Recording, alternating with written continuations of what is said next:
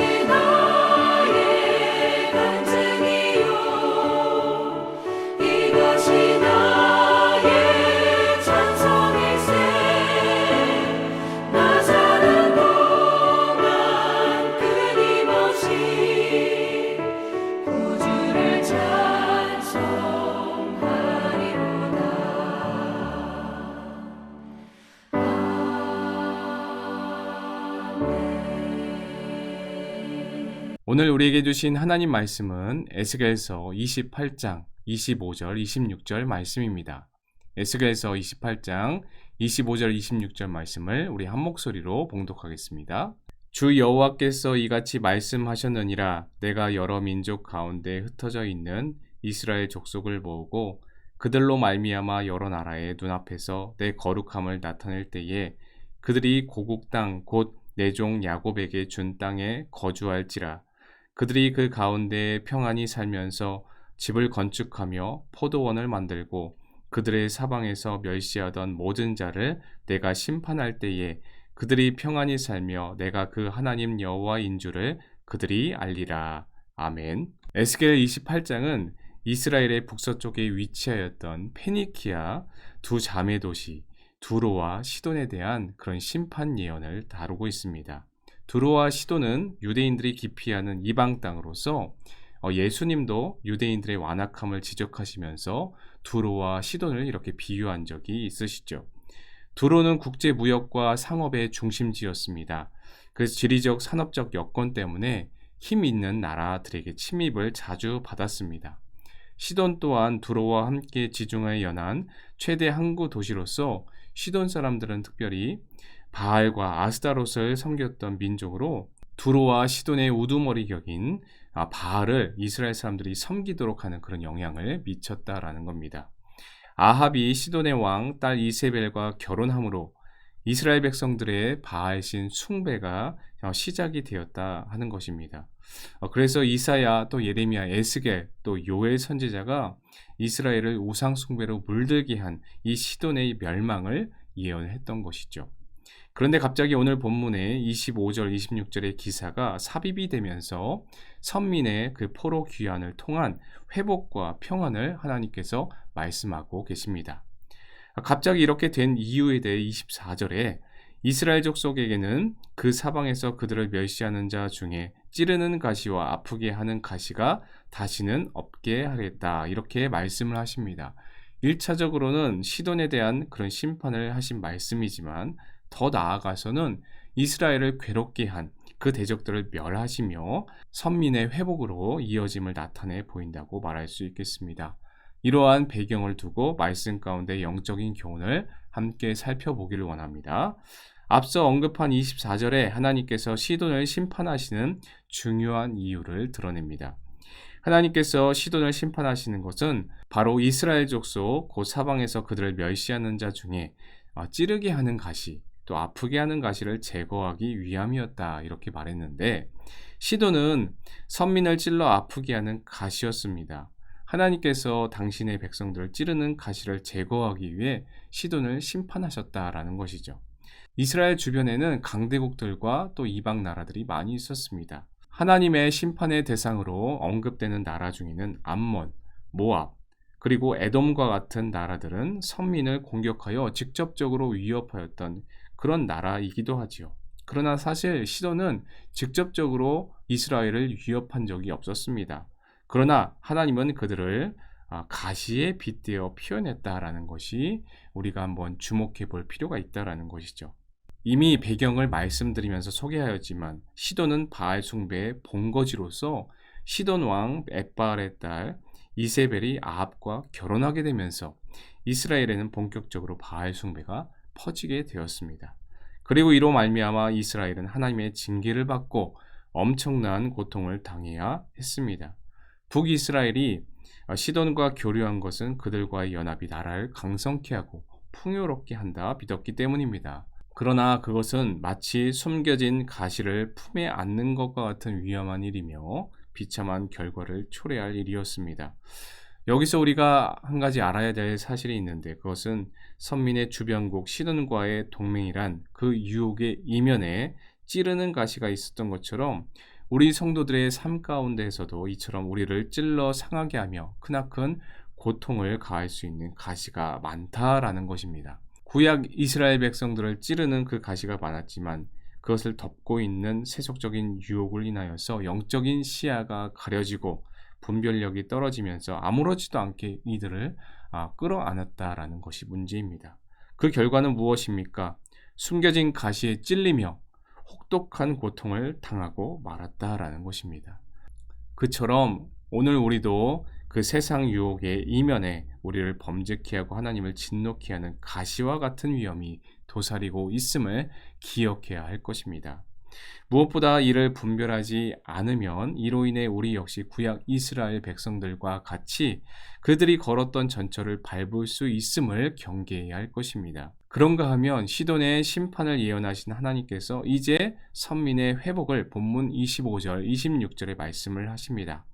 이 말씀은 1차적으로 하나님의 심판을 받아 바벨론을 비롯하여 세계 각지에 흩어져 있던 구약 선민 이스라엘에게 회복의 말씀입니다. 그들을 본토에 거주하며 평안케 살게 하시겠다라는 말씀이죠. 이것은 하나님께서 이스라엘 멸시하던 대적들을 다 멸하실 때 성취될 것입니다. 그리하여 이는 하나님께서 선민의 원수인 바벨론을 심판하여 멸하심으로 말미암아 이스라엘 백성들이 본토로 귀환함으로 성취되었다고 할 수 있겠습니다. 그러나 바벨론 포로에서의 회복은 본문의 말씀에 완전한 성취라고 할 수 있습니까? 그렇지 않습니다. 왜냐하면 본문에서 그들 주변에 더 이상 대적이 없도록 주변에 멸시하는 자들을 심판하실 것이다 이렇게 말씀을 하셨는데 이스라엘 백성들의 포로에서 회복된 후에도 여전히 그들을 둘러싼 대적들이 존재하였기 때문입니다. 아울러 그들에게 온전한 평안이 있을 것이라고 말씀하셨지만 이스라엘 포로 귀환 후에도 완전한 평안을 누린 적은 없습니다. 이것이 본문의 말씀을 궁극적인 측면에서 볼 때에 구약 선민의 회복을 의미하는 그 말씀은 아니라는 것을 알게 해줍니다. 일전에 코로나19 바이러스, 아마도 오미크론 바이러스이지 않을까 생각이 되는데 어찌되었든 양성이 되어서 집에서 격리를 하게 된 적이 있습니다. 딸 아이가 먼저 양성이 되었고 딸 아이를 케어했어야 됐기 때문에 같이 생활을 할 수밖에 없었습니다. 그래도 아내와 저는 매일같이 자가키트를 검사를 하면서 코를 찔렀는데 양성은 나오지 않았었습니다. 그런데 딸 아이가 격리 해제된 다음 날 저에게도 똑같은 증상이 나타났고 신속 항원 검사를 받고 양성을 받게 된 것이었습니다. 처음엔 재택으로 예배 설교 등등을 준비했지만 이제 집 밖으로도 나가지 못하게 되었으니 정말 답답하고 다른 교육자분들에게도 너무나 미안한 마음이 들었습니다. 그렇게 또 한 주가 지나고 저도 이제 격리 해제가 되는 날이 되었는데 다시 한 번 더 검사할 필요가 없이 자연적으로 격리가 해제되니까 조금 당황스럽기도 하고 이래도 되나 싶은 생각이 들었습니다. 코로나에 걸리고 격리 해제되었지만 똑같이 마스크를 써야 했고 항체가 생겼다지만 여전히 코로나에 감염 우려가 있으니 더 조심스레 행동하여야 했습니다. 이런 생각이 들었습니다. 끝났다고 해서 다 끝난 것이 아니구나. 그렇습니다. 오늘 본문의 말씀도 1차적으로는 이스라엘 백성들의 그 바벨론 포로 회복을 말씀하신 것입니다. 그러나 궁극적으로는 보다 원대하고도 완전한 회복을 말씀하신 것입니다. 이 궁극적인 회복이란 세상 마지막 때에 이루어질 하나님의 택한 백성들의 천국 구원을 말하는 것입니다. 주님이 다시 오실 마지막 때가 이르면 온 세계에서 당신이 택하신 그 구원자들, 그 구원하신 백성들을 위하여서 예비하신 기업, 천국에 들이심으로써 영원한 평안을 누리며 살게 하실 줄 믿습니다. 이처럼 당신이 택하신 자들을 다 불러 모으시게 되면 그들의 모든 대적을 다 멸하시고 그들을 위하여 예비하셔 두신 천국 기업으로 인하여 들이실 것이라 라는 것입니다. 하나님께서는 당신의 백성의 가시와 같은 시돈을 멸하시는 것도 자기 백성을 포로된 자리에서 회복해 하시는 것도 그분의 거룩한 이름을 위해 당신의 영광을 위해 행하실 것입니다. 우리는 하나님께서 얼마나 악한 자들, 불의한 자들을 미워하시는지 또 당신의 백성들을 얼마나 아끼시고 사랑하시는지를 깨달아야 합니다.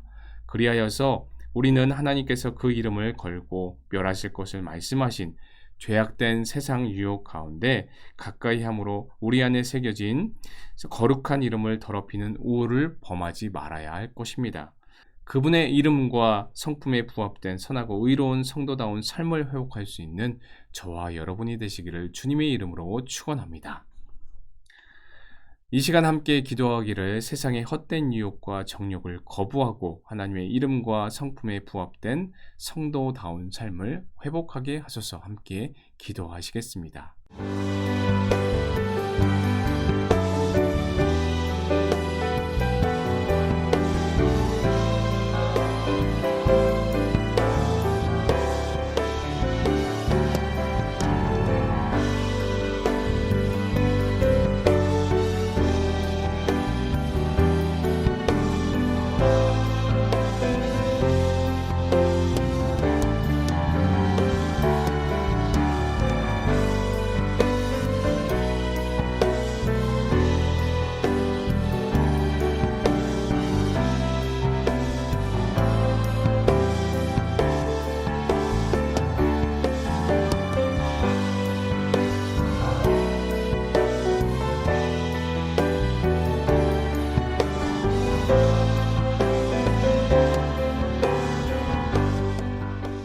사랑 많으신 하나님 아버지 감사합니다. 택하신 족속 선민 이스라엘의 회복을 명하시는 하나님의 놀라운 은혜를 기억하며 거룩하신 하나님의 이름을 더럽히는 그러한 우를 범치 않고자 경계하고 근신하여 보다 적극적으로 하나님의 거룩을 드러내는 성도의 삶을 회복하게 하여 주옵소서.